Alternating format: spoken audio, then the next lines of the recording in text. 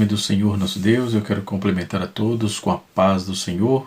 Você está no canal Rascunho DVD. Nesta oportunidade estaremos comentando a lição da classe dos adultos, lição de número 9.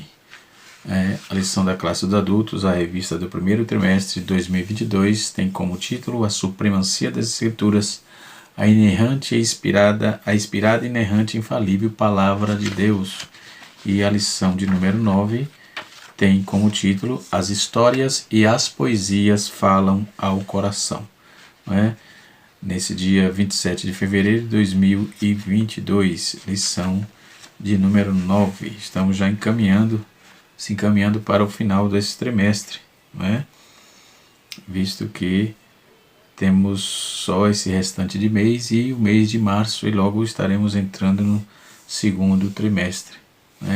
Na próxima aula estarei dando o nome do novo título, nosso novo título. Já temos o nosso novo título para o próximo semestre, para o próximo trimestre, ok? Muito bem. A Bíblia, os livros históricos, fala ao nosso coração. As poesias, o que é que ela nos diz? Perguntas assim e respostas estaremos dando agora no canal Rascunho DVD. Portanto, não perca. E se você ainda não é inscrito no nosso canal, está passando aqui pela primeira vez, já pode se inscrever, deixa o seu like e compartilhe esse vídeo para chegar a mais pessoas, para que as pessoas conheçam um pouco mais da Palavra de Deus. O intuito do canal Rascunho DVD é trazer subsídio aos professores da Escola Bíblica Dominical, tanto os professores das classes dos jovens como da classe dos adultos, e assim sucessivamente. Quais são os livros históricos? Os livros históricos na Bíblia são Josué, Juízes, Ruth, Samuel, Reis e Crônicas, Esdras, Neemias e Esther. Quando eu falo Samuel, eu estou falando 1 e 2, primeiro e segundo. Quando eu falo Reis, eu falo primeiro e segundo. Quando eu falo Crônicas, também falo primeiro e segundo.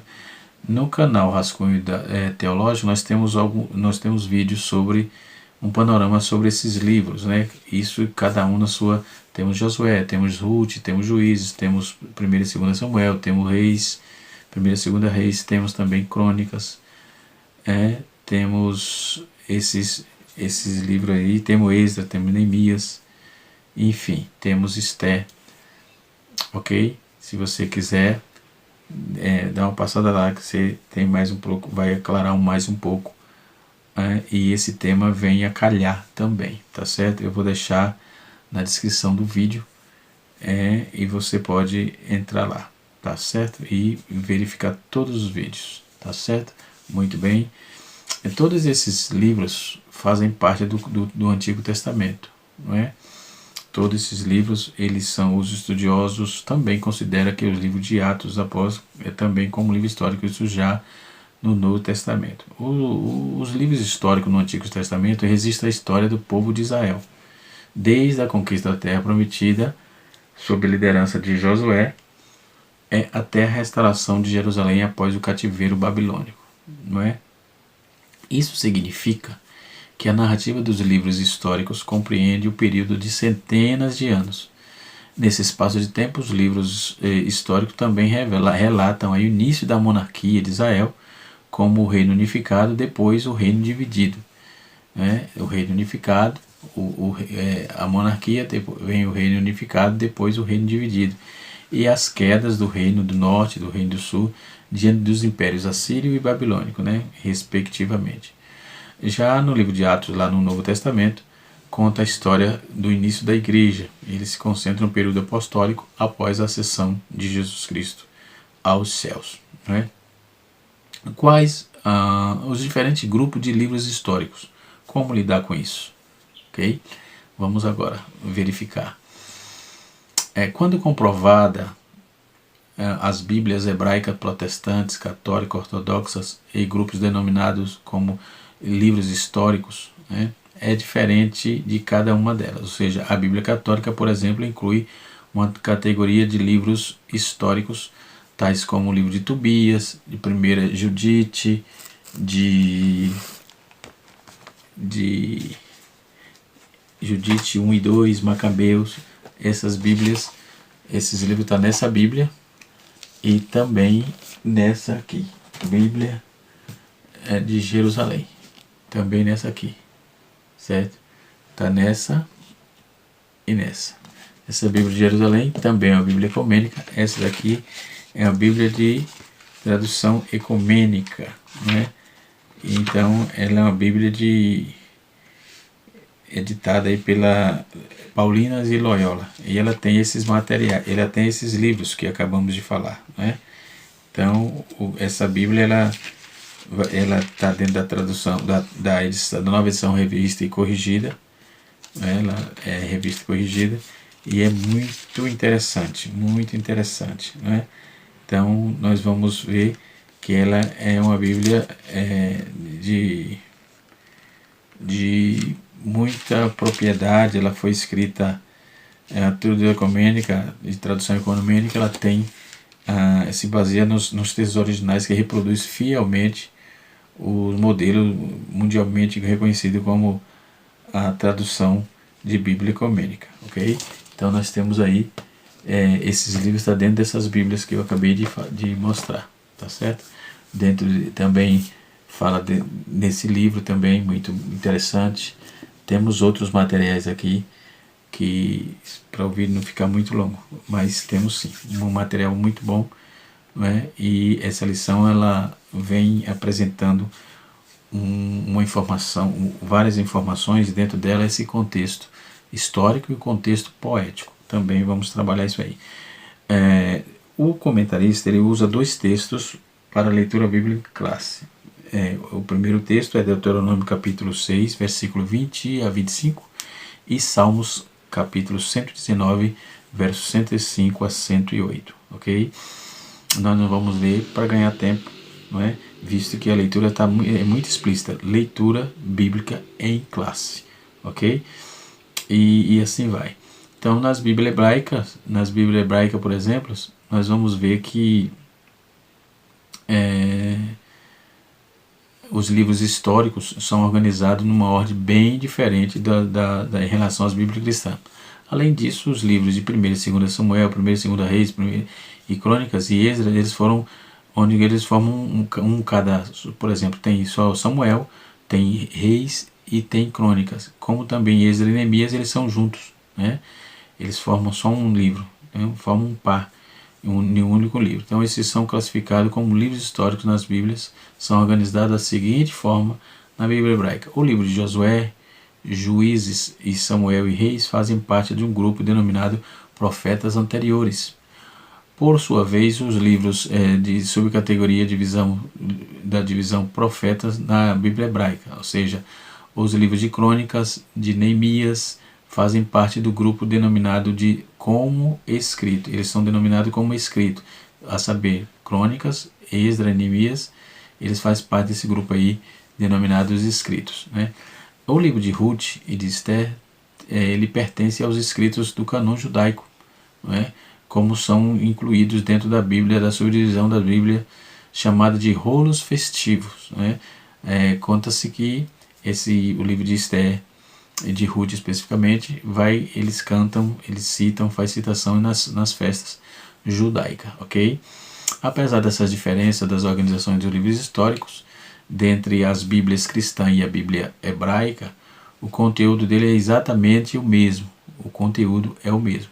Na verdade, a cronologia dos livros antigos, conforme apresentado nas Bíblias cristãs, esse dá origem à organização dos livros por assunto e categorias. É algo mais recente, que inclusive ela deriva dos códices da tradição grega do Antigo Testamento hebraico e a Septuaginta, que aqui vale lembrar que a Septuaginta era a versão mais usada pelos cristãos dos primeiros séculos depois de Cristo, ok? Isso vale a pena salientar.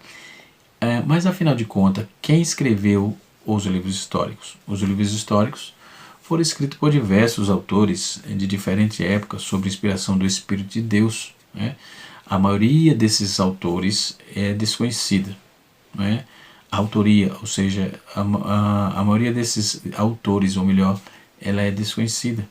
Os estudiosos acreditam que a composição individual de cada um dos livros talvez tenha começado muito antes da data aí de conclusão desses livros. Isto quer dizer que existe possibilidade de vários autores terem participado da composição de um único livro. Por exemplo, muitos eruditos, eles consideram que o livro de Josué, Juízes e Samuel, Reis e Ruth foram finalizados durante o período do cativeiro babilônico, embora tenha aí sido iniciado muito antes desse tempo. Os estudiosos também acreditam que os livros de crônicas, Esdras e Neemias e Esté, eles foram finalizados após a restauração de Judá, a restauração de Judá do cativeiro babilônico. Alguns nomes são sugeridos como possíveis autores de parte dos livros históricos, né? A tradição judaica, por exemplo, acredita que a autoria dos livros dos reis, Juízes e Samuel é do profeta Samuel. Pelo menos a menor parte do conteúdo desse livro. Da mesma forma, o sacerdote Esdra aparece como um possível autor de Esdra e Neemias e Crônicas, né? Apesar de serem possibilidades plausíveis, já que estamos falando de dois dos mais notáveis personagens bíblicos, né? E faltam evidências que comprovem essa informação, mas são possibilidades, né? Muito bem, como a intenção aqui é trazer um conhecimento, né, e um adendo para os comentários da sua aula, é interessante notar e saber, ok? Qual a mensagem dos livros históricos? O que é que eles passam? Como já foi explicado, os livros históricos contam a história de Israel, né? Então, naturalmente, cada livro trata de assuntos e expressa em ênfases teológicas que reflete cada período dessa longa história. Josué, Juízes e Reis e Samuel. Os livros de Josué, Juízes, Reis e Samuel, eles registram a história dos israelitas a partir da conquista de Canaã sob o comando de Josué. Isso vamos ver em Josué capítulo 1. E termina nos períodos do exílio, falando aí sobre a libertação do rei Joaquim da prisão, lá em 2 Reis, capítulo número 12, 25, aliás, versículo 27 a 30. Com uma sequência desses livros também, por parte do conteúdo histórico, teológico de Deuteronômio, que é chamada aí pelos eruditos de história deuteronomista, né?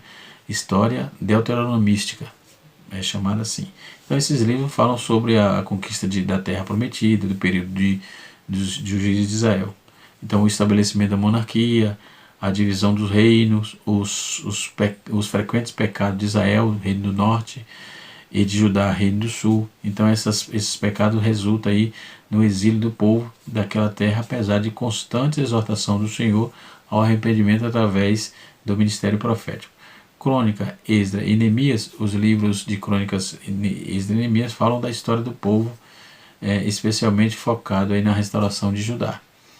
Os livros de Crônicas, por exemplo, repetem boa parte do conteúdo do livro de Samuel e Reis, então destaca seu reinado da casa de Davi. O segundo livro de Crônicas termina registrando a proclamação de Ciro, né, que permitiu o retorno do povo, do grupo dos judeus exilados à terra prometida. Então é disso que fala os livros históricos, né, cada um na sua especificidade, né? Os livros de Esdra, por exemplo, de Neemias, eles falam da restauração e exílio, brevemente que é uma introdução aí lá em 2 Crônicas. Por isso, os livros avançam até a restauração de Judá, de Jerusalém, em aproximadamente 400 anos. Né? Existe, ainda assim, falam da reconstrução do templo liderada por Zorobabel, da restauração dos muros de Jerusalém sob a liderança de Neemias, né? E do trabalho de Esdra na reforma da vida religiosa do remanescente de judeus. Nós temos também, nesse mesmo canal Rascunho Teológico, aula do ano 2018, se não me foge da memória, 2019, que vamos tratar sobre quando estávamos estudando sobre os reis de Israel, né? E vamos ter aula sobre isso também aí, você pode verificar nas aulas aí anterior. Ruth e Esther, por exemplo, os livros registram dois eventos particulares, mais ou menos, mas não menos importantes. Ou seja, o Ruth conta a história de uma família, de Noemi, que explica a linhagem do rei Davi, né? Através de seus ancestrais, Ruth e Boaz, por exemplo. O livro de Esther conta a história do grande livramento do povo de Deus enquanto esteve no domínio persa, sob domínio persa, né? Mas, no geral, cada um dos livros históricos registra acontecimentos importantes para a unidade da narrativa bíblica. Ele trata de narrativas bíblicas, né? Quanto os poéticos trata no estilo lírico, né? E as histórias ela é tratada de forma narrativa, ok? Então, os livros históricos são fundamentais para o correto entendimento acerca do relacionamento de Deus com o povo, da aliança, enfim. Além disso, a mensagem dos livros históricos aponta aí diretamente para a vinda do Messias como o verdadeiro filho de Davi, do qual cumpre-se todas as esperanças acerca do reino perfeito e eterno glorioso do nosso Senhor Jesus, ok? Enquanto os livros foram posteriormente contados entre os livros históricos pela Igreja Católica, se concentra aí nos períodos intertestamentário, principalmente no século II a.C., com a existência dos judeus, com a resistência dos judeus aos seleucidas, né? Isso nós vamos ver aí dentro desse contexto, ok? Então, uma vez que nós já vimos a questão dos livros históricos, agora vamos trabalhar um pouco sobre os livros poéticos, né? O tópico da nossa lição, o primeiro tópico fala sobre as histórias do Antigo Testamento, nós trouxemos aqui, visto que o comentarista colocou os livros históricos. Após a morte de Moisés, Deus chamou Josué para liderar o povo à terra prometida. Então, ele chega até lá. São um total de 12 volumes dentro desse contexto, os livros, e os volumes relatam assim, a história de Israel, que é concentrada aí, e a sua entrada em Canaã, há cerca de 1400 anos, né, até o tempo de Êxodo e Neemias, cerca de 400 anos. Nesse período, Israel experimentou a providência e a proteção divina, do juízo divino, né?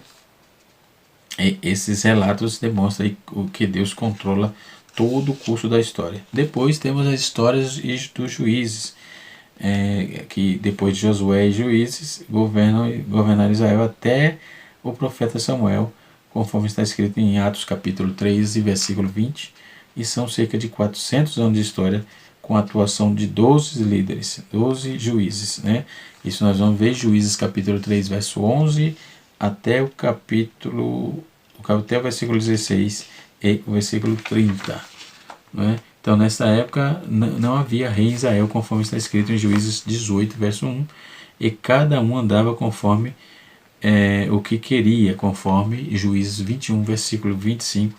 Então, por essa razão, a nação entrou em declínio espiritual, houve, como eu já tratei aqui, houve bastante nuances, sobe e desce, muitos prejuízos, e assim sucessivamente. Depois vem a história dos reis, né? Por volta do ano 1050 a.C., depois constitui-se o rei Saul, né, a Israel, porém Saul fracassou, né? Então Davi foi escolhido e recebeu a promessa de um reino que não teria fim, segundo Samuel capítulo 7, versículo 16. Então Salomão lhe concedeu após a sua morte, o reino se dividiu, Israel no norte e Judá, reino do sul, né, conforme também já trouxe isso aqui. Então, dito isso, nós vamos para os livros poéticos, né? Livros poéticos da nossa lição. Os livros poéticos e de sabedoria do Antigo Testamento. Este eu indico para leitura, também pautado aqui na nossa lição, Gurdjieff e Douglas Stuart, por exemplo, Entende que Lês. Muito bom esse livro para essa temática. Outro livro interessante é Gley Yarchen Jr., que merece confiança no Antigo Testamento. Foi lançado em 1984, na página 97. Foi lançado pela editora Vida Nova, um material muito bom, né? Interessante. Também William Larson, que Introdução ao Antigo Testamento, da editora Vida Nova também, tá certo? Muito bem. Então, os livros poéticos, ou seja, os livros sapienciais, são classificados em 5 livros, né? A saber, Jó, Salmos, Provérbios, Eclesiastes, Cântico dos Cânticos, que pode também ser subdividido em livros de sabedoria ou sapienciais, como Jó, Provérbio, Eclesiastes, os livros dos ínicos, no caso, Salmos, Cântico dos Cânticos, são hinos que faz parte, são livros que faz parte do inário de Israel, principalmente os Salmos, né? Os livros poéticos, por exemplo, a despeito de haverem alguns trechos, respectivamente, esparsos no restante da Bíblia, que possui estrutura poética. Nesses livros vamos ver uma presença marcante que rima ritmo, expressões figurativas básicos, tais como símbolo, metáfora, personificação, apóstrofe, hipérbole e dentre outros, né? Então, as características particulares da poesia hebraica, por exemplo, utiliza-se de um paralelismo, ou seja, o paralelismo é identificado como um ritmo de ideias, ao invés de ritmo de sons, né? Então, podemos observar que todo esse conteúdo, né? Aí no comentarista colocou aqui, os livros sapienciais e poéticos são livros conhecidos como livros de sabedoria. Os livros poéticos são conhecidos também como livro de poesia.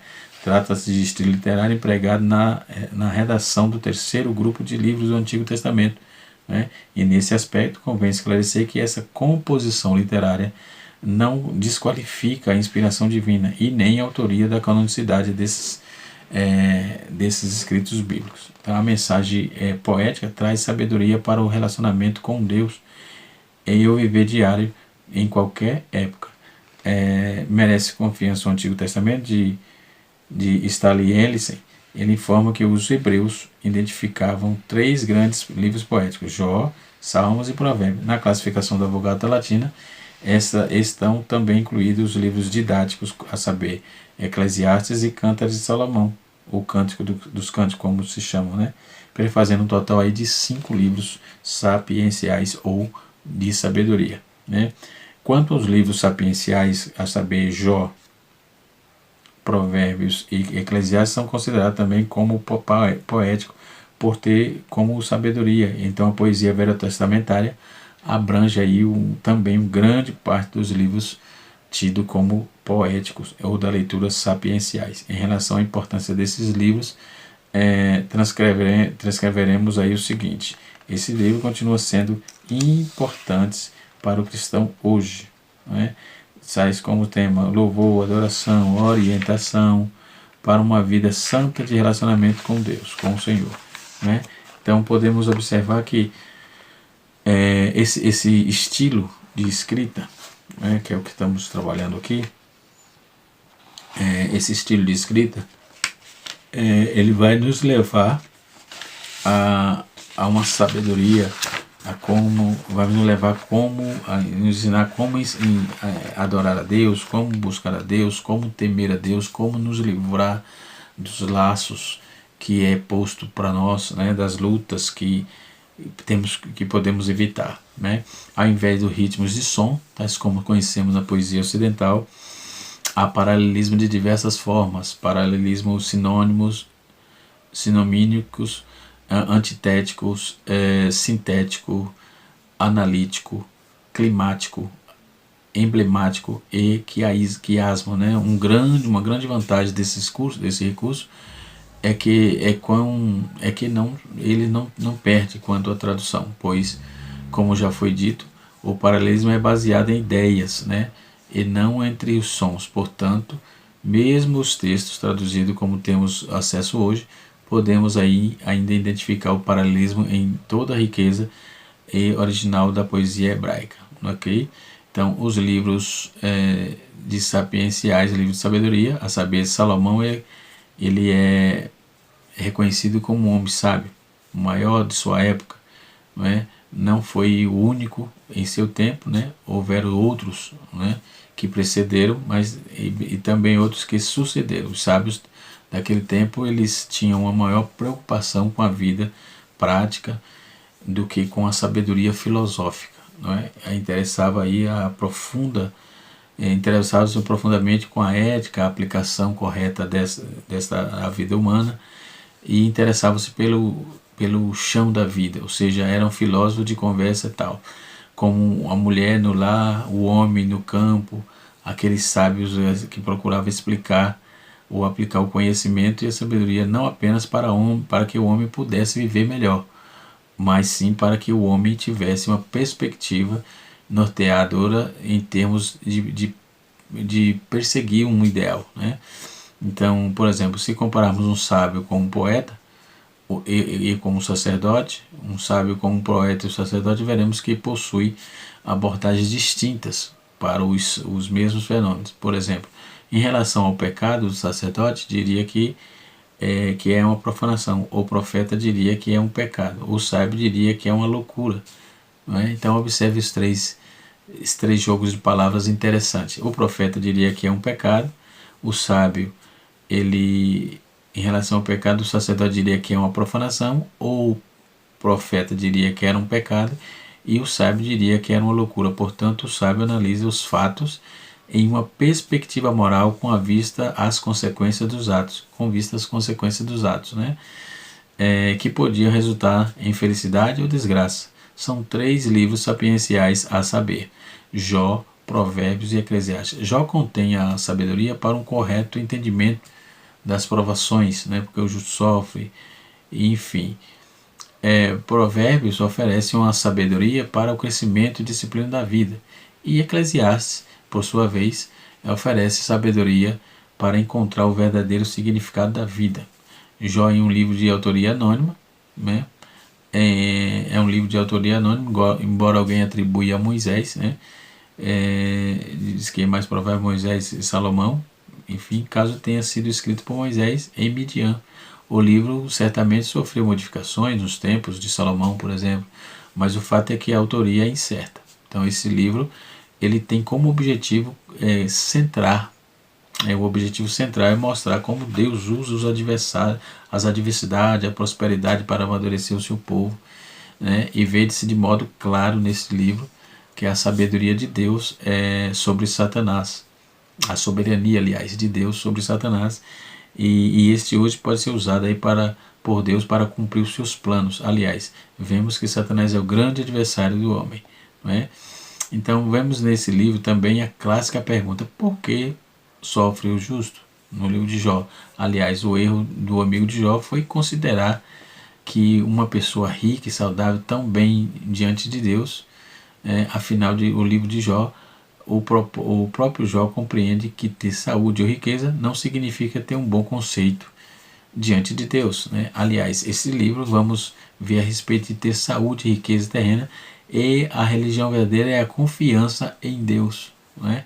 Tendo como alvo a ressurreição e o juízo final, né? Porque eu sei, ele diz assim: porque eu sei que meu Redentor vive e por fim se levantará sobre a terra, depois de consumir da minha pele, contudo ainda minha alma, a minha carne, verei a Deus. Jó, capítulo número 19, versículo 25 a 26. Né? Já o livro dos Salmos são inários, e o maior livro da Bíblia é o Salmo 150, não é? Que esse livro aí é uma das maiores fontes de inspiração e louvor a Deus. O livro de Salmo tornou-se um manual de instrução de Israel, né? Por exemplo, nós vamos ver que esse livro ele traz aí de forma sobejas bastante lastro para que possamos nos inspirar em Deus e louvar o Senhor. Então o livro do Salmo tornou-se um manual de instrução de Israel para adoração e culto, né? Tendo em vista que seu conceito dominante é adorar a Deus em oração. Foi escrito por diversos autores, tais como Moisés, Davi, Salomão, Asaf, os filhos de Corá, Emã, Etan, Ezequias, Jeremias, Ageu, Zacarias, Esdra, além de outros salmos de autoria desconhecida, como quase na metade do Salmo 150 foi escrito por Davi, até que teve larga experiência Esse homem que teve, ou melhor, larga experiência como pastor, músico, poeta, guerreiro, fugitivo, amante, teólogo, homem de Estado. Então esse livro foi escrito com um período de 1000 anos, né, que teve início em 1430 a.C., tendo Moisés como primeiro escritor deste livro. Né? Então os salmistas escreveram os infortúnios, vitórias, louvores, como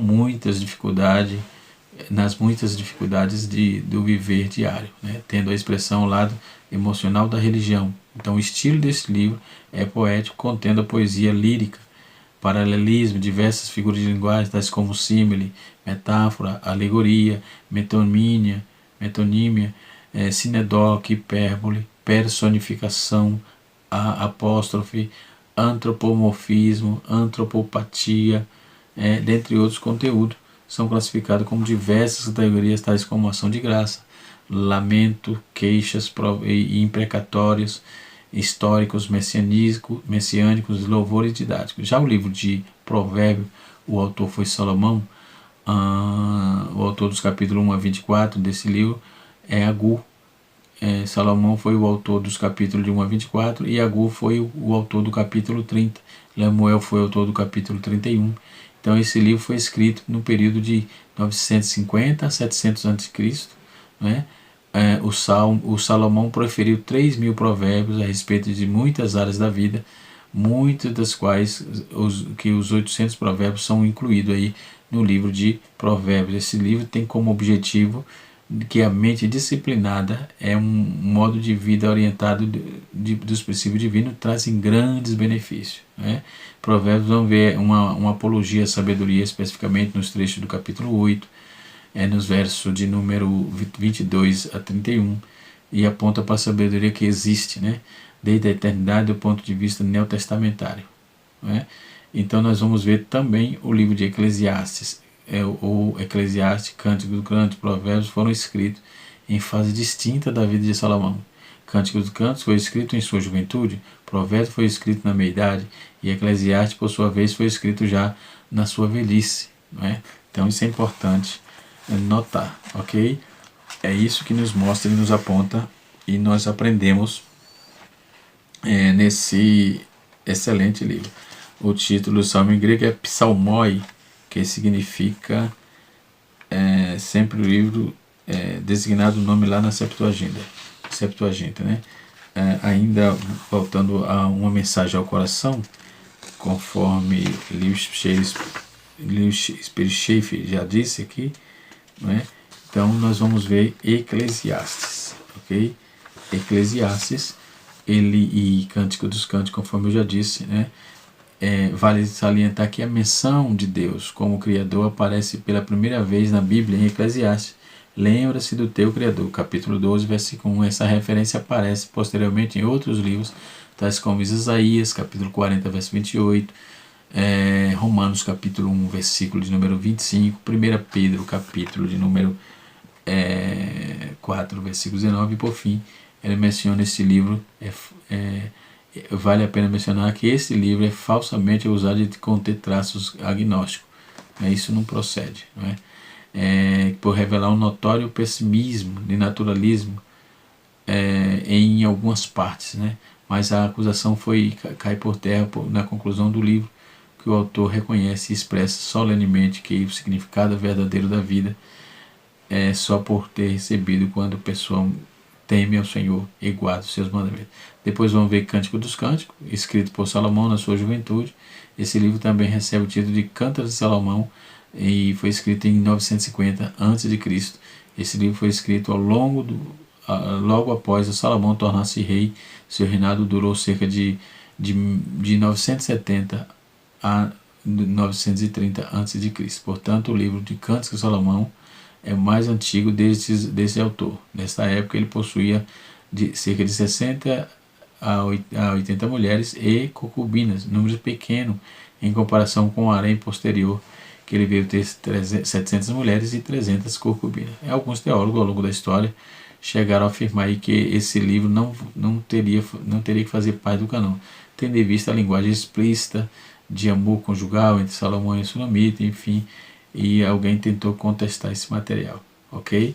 E assim sucessivamente. Então, nós podemos ver que a mensagem de sabedoria, a mensagem de adoração, elas são exaladas, elas são pautadas nesses livros sapienciais, tá certo? Muito bem, recomendo aí para consulta o dicionário Vine, recomendo também o dicionário bíblico de Wycliffe, todos lançados pela CPAD, ok? Dicionário Vine, você pode consultar a página 31 e também no dicionário Wycliffe você pode consultar a página de número 32. Também para consulta interessante é o livro de Charles Hodge, o Teologia Sistemática aqui, de Charles Hodge. É muito interessante, da editora Agnus, na página 332. Deus abençoe a todos. Canal Rascunho DPD, ensinando para transformar a vida. Na lição de número 10, estaremos estudando as profecias despertam e trazem esperança. Deus abençoe e até a próxima aula, se Deus assim nos permitir.